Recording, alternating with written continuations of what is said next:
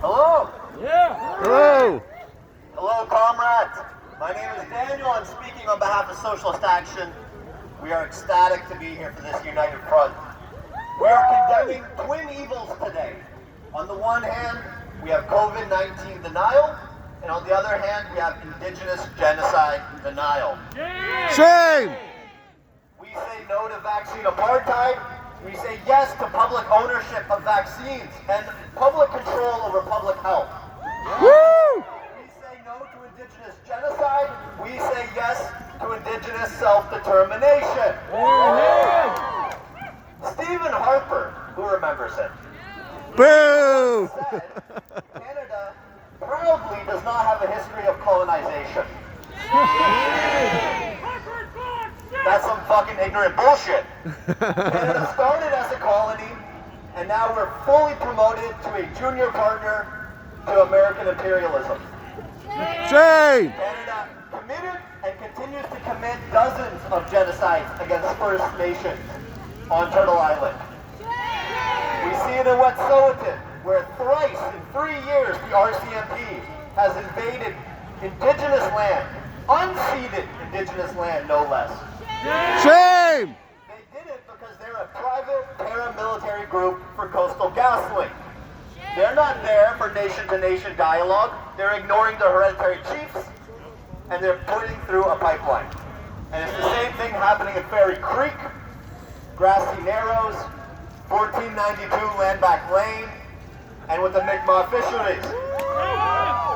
No to Indigenous genocide, yes to Indigenous self-determination. Yes. No preconditions on that.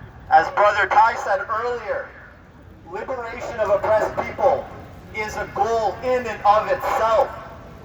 It is necessary. Every victory against imperialism, every liberation effort is a victory for all people everywhere. No one isn't free until we're all free. Woo! At the same time, Canada wages genocide against Indigenous people.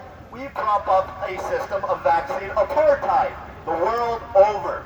Shame. Because even though working class scientists did what people thought would be impossible, they've developed, designed, tested multiple vaccines in less than a year. Workers don't control where the vaccines go. That's right. And it's not public health that controls where the vaccines go either. It's not community. It's the CEOs and the bankers. Shame. Don't give a fuck about us. They want to make their billions. Which is why we still have billions of people who have not received a single vaccine. Shame. Fewer than 1% of people in Haiti have been fully vaccinated. What have countries done about this? Well, they went to the World Trade Organization. They, led by India and South Africa, they demanded that intellectual property for vaccines and medicines for COVID-19 be waived, so they can produce their own generic vaccines at home to help their people. Seems pretty reasonable. Yeah. Now, the World Trade Organization, neoliberal as fuck, operates under a consensus model. And Canada and America say no. Shame. They prioritize the profits of pharmaceutical billionaires over the livelihoods of all of us. Because when sub-Saharan African countries or Caribbean countries or other countries around the world that are poor can't vaccinate their people, we all suffer. Yes. The variants that are afflicting us today in Toronto arose from unchecked viral propagation the world over. Every single person infected is another opportunity for a deadlier, more contagious variant to emerge. Yeah. They know that. We all know it. It's blatantly obvious and predictable, but they do not care. Shame. So it's no wonder then that the same people denying Indigenous genocide are the same people denying vaccine apartheid and denying the real dangers of COVID-19. It comes from the same poison fountain, the poison fountain of capitalism. Yes. The CEOs, bankers, and shareholders want profit above all else, so they will get the RCMP to push through a pipeline that isn't consented to, and they will revel in a system where they can sell vaccines to the highest bidder. Shame. What do we do about that? Well, when the world gets this shitty and the crises of capitalism mount, and I'm talking about houselessness, the opioid crisis, mass evictions, police brutality, rises in anti-Semitism and Islamophobia, ableism, people sleeping in the streets. People want community-based answers. People want real change to the system. No one wants status quo anymore. Yeah. We should be able to turn to the mass labor movement for leadership. Unfortunately, the labor bureaucrats don't really care so much about system change. They have pledged their careers to reformism and incrementalism.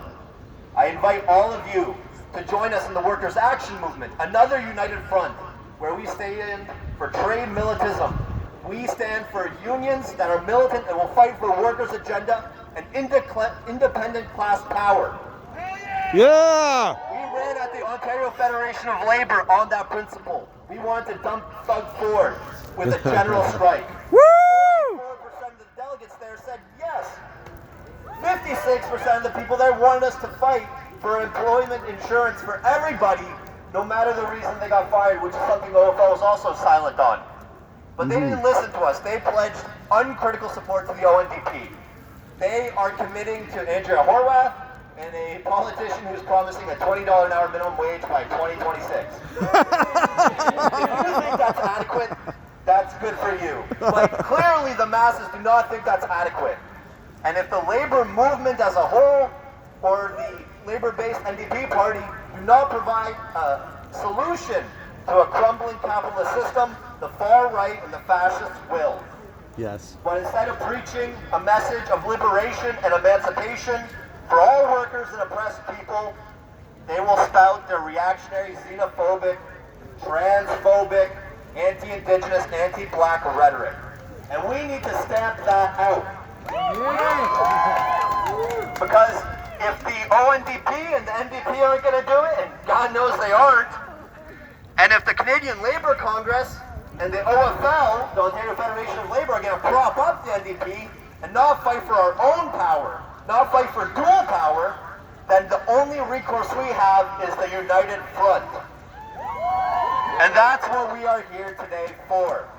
We have so many groups here. Do we have political difference? Yes. Do we have different tactics, different slogans? Sure.